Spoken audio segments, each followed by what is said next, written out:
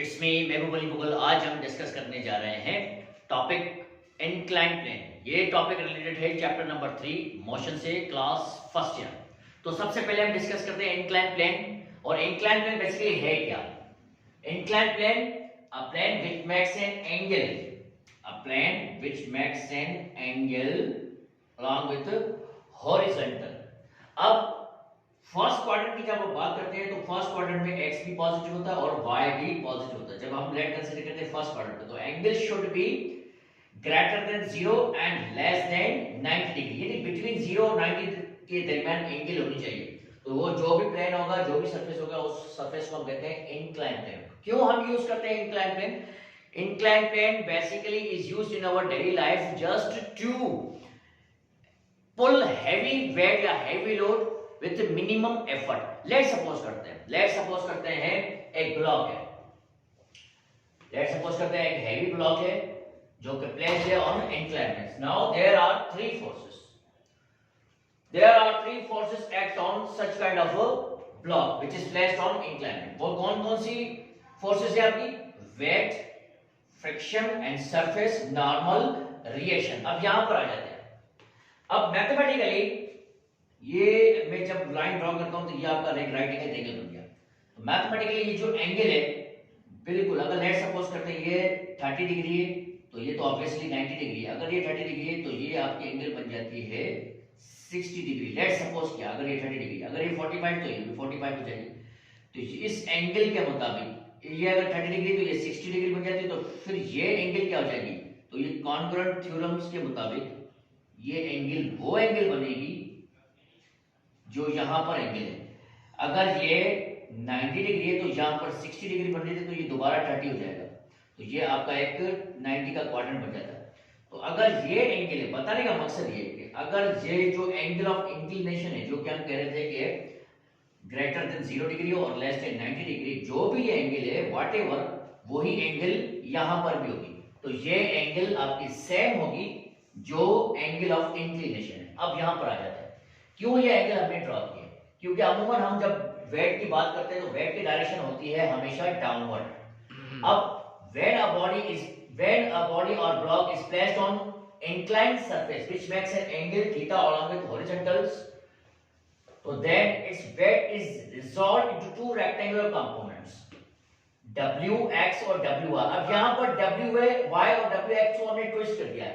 अमूमन जब हमने डिस्कस किया था, जब एंगल आपकी अलॉन्ग विद हॉरिजॉन्टल एक्सिस होती है तो जो wx आपका होता है वो होता है आपका w cos थीटा और wy आपका होता है w sin थीटा। लेकिन ये तब होता है जब एंगल हो अलॉन्ग विद हॉरिजॉन्टल एक्सिस। लेकिन जब angle along with vertical axis होता है तो ये इंटरएक्शन होता है।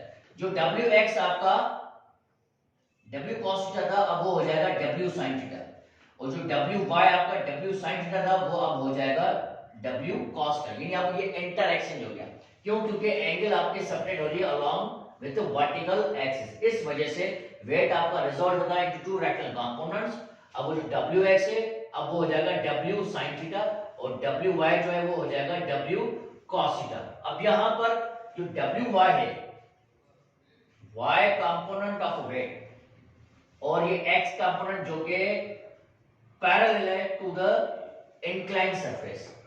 अब wy कंपोनेंट जो है वो बेसिकली बैलेंस हो रहा है सरफेस के नॉर्मल एक्सिस से। तो wy is balanced bye r। y component of f is balanced by surface normal reaction. अब यहां पर कंडीशन आ जाती है, अगर wy तो चलो ठीक है सरफेस के नॉर्मल एक्सिस के साथ बैलेंस हो रहा है, अगर wx कंपोनेंट जिसकी डायरेक्शन डाउनवर्ड है अगर वो भी बैलेंस हो गया फ्रिक्शन के साथ, तो ये ब्लॉक जो है वो मूव। wy जो ऑलरेडी आपका बैलेंस हो रहा था सरफेस के नॉर्मल डायरेक्शन से, अब wx भी बैलेंस हो जाएगा फ्रिक्शन से। तो wx is also balanced by friction, then block is said to be in rest on incline plane. अब चार फोर्सेस चारों डिफरेंट डायरेक्शन में बैलेंस होगी। एक वेट जो कि रिजॉल्व हुआ into two rectal components wx and wy। तो wy जो है वो बैलेंस हो गया सरफेस के नॉर्मल डायरेक्शन से और wx अब बैलेंस हो गया फ्रिक्शन से। तो ऑब्जेक्ट जो है वो रेस्ट में रहेगा, ब्लॉक जो है वो रेस्ट में रहेगा ऑन इंक्लाइन प्लेन। अगर ऑब्जेक्ट जो है यानी ब्लॉक जो है वो स्लाइड करता है डाउनवर्ड ऑन इंक्लाइन प्लेन, तो इसका मकसद है Wx जो है वो ग्रेटर देन होगा फ्रिक्शन से। Wx is greater than friction, तो यहां पर हम ये लिख रहे हैं कि Wx जो है वो ग्रेटर देन, यहां पे लिखा है if Wx is greater than friction then block slides down on incline plane. तो नेट फोर्स क्या होगा? नेट फोर्स यानी टोटल फोर्स, टोटल फोर्स अगर हम निकालने पर आए तो ये दोनों एंटी पैरेलल है, फ्रिक्शन और Wx दोनों की डायरेक्शन अपोजिट है, तो यहां पर प्लस की जगह पर हम यूज करेंगे माइनस की साइन। यहां पर हमने प्लस की जगह, ये टोटल फोर्स निकालने जा रहे हैं लेकिन अब हम प्लस की जगह पर यूज करेंगे माइनस की साइन। क्यों? क्योंकि दोनों वेक्टर्स, दोनों के दोनों वेक्टर्स हैं, उनकी डायरेक्शन अपोजिट है। तो Wx ग्रेटर था वो हमने पहले लिखा है और फ्रिक्शन बाद में हम रखेंगे क्योंकि वो लेस था। तो Wx जिसका कंपोनेंट आपके पास था W sin थीटा, तो W sin theta minus f, तो आपका ये फोर्स आपका बन गया F is equal to W sin theta minus f। According to Newton second law F is equal to ma, W is equal to mg, तो ma is equal to mg sin theta minus m। अब ये m आपका multiply होगा, अगर shift करेंगे तो ये divide हो जाएगा, तो ये mg sin थीटा से भी डिवाइड होगा m और फ्रिक्शन से भी डिवाइड होगा m। यहां पर m और m हो गया कैंसिल, तो a is equal to g sin theta minus f upon m। ये इक्वेशन तब बनेगी जब आपका ब्लॉक जो है वो स्लाइड करेगा विद सम एक्सेलरेशन, और वो एक्सेलरेशन क्या होगी ये हमें फाइंड आउट करनी है। अब अज्यूम करते हैं फ्रिक्शन जो है वो जीरो है, ये हम अज्यूम कर रहे हैं। An inclined plane is so smooth.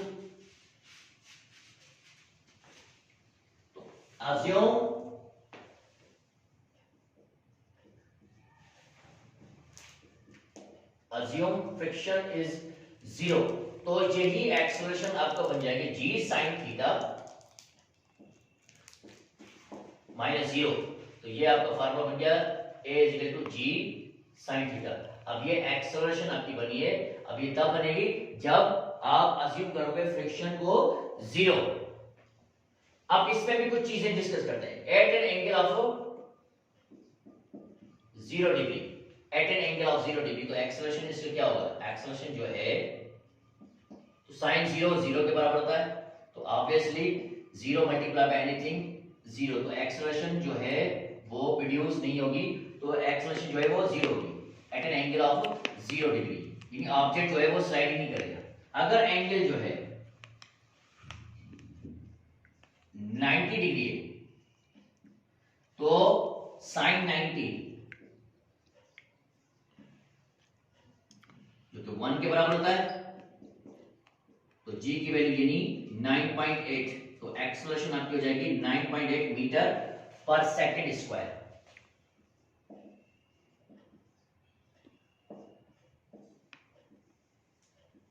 तो इसका मकसद है अब वो जो ऑब्जेक्ट है यानी ब्लॉक है वो move along with incline plane नहीं करेगा, अब वो मूव करेगा अलोंग विद वर्टिकल प्लेन। क्यों? क्योंकि एंगल आपने 90 डिग्री का 90 डिग्री कह दिया। इस वजह से मैं कह रहा था कि एंगल जो है वो शुड बी ग्रेटर देन 0 और लेस देन 90 हो, तभी आपका ब्लॉक जो है वो मूव करेगा या स्लाइड करेगा ऑन इंक्लाइन प्लेन। लेकिन अगर एंगल 30 डिग्री है एंगल ऑफ इंक्लिनेशन, तो एक्सेलरेशन आपका हो जाएगा g sin 30, sin 30 आपका बराबर होता है 1/2 के, यानी एक्सेलरेशन आपकी हो जाएगी 9.2 के हाफ, यानी 4.9 मीटर पर सेकंड स्क्वायर। तो एग्जाम में आपका क्वेश्चन होता है at what condition acceleration of a body becomes 4.9 metre per second square on incline plane if angle of inclination is 30 degree. इसका आंसर हो गया। अब इसका केस सी हम डिस्कस करते हैं। लेट्स सपोज करते हैं एक ऑब्जेक्ट जो है, अब ब्लॉक जो है वो मूव करता है upward. If object slides upward by applying external force, when block is sliding upward with some acceleration.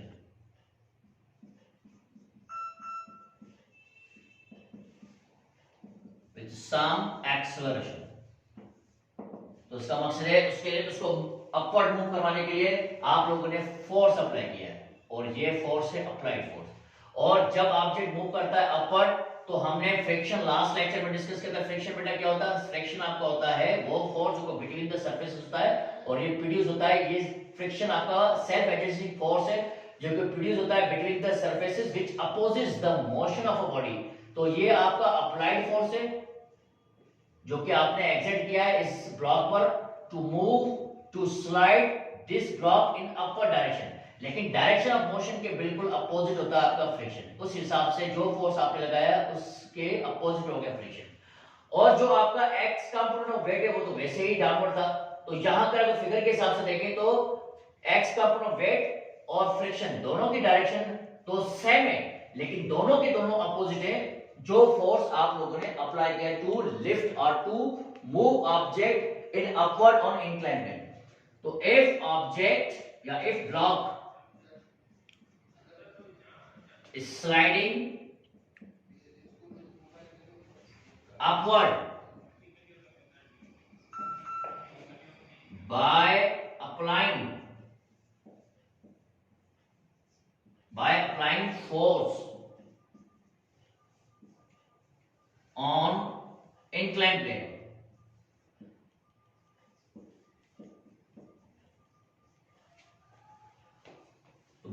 If block is sliding upward by applying force on it on inclined plane, तो what happened? जो आपका net force है, net force जो कि आप लोग जो force apply किया नेट फोर्स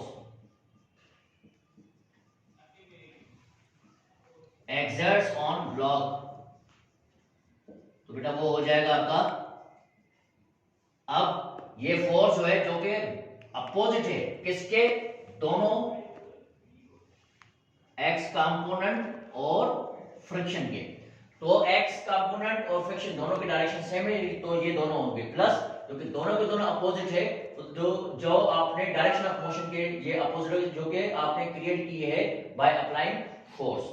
तो according to Newton second law F is equal to ma।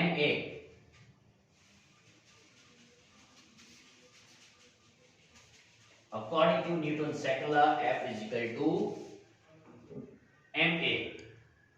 तो बेटा ये आपका हो जाएगा माइनस WX की जगह पे आप यूज करोगे अब दोबारा mg